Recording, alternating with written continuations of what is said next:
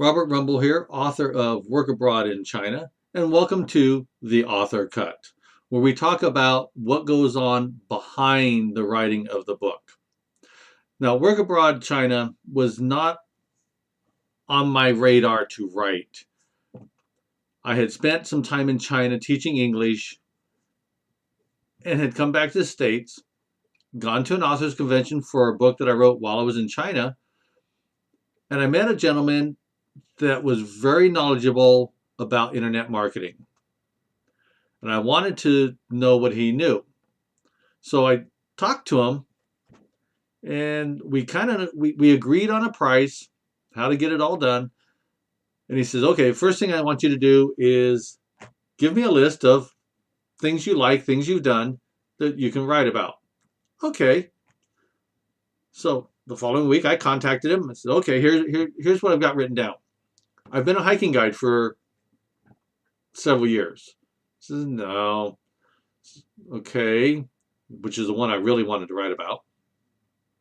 He says, I did a lot of traveling around Alaska. He's going, no. All right, I was a blackjack dealer and a pit boss for several years. He goes, no. All right. I'm moving down my list, and I'm giving him a couple others, and he's going, no, no. I get to the very bottom of the list.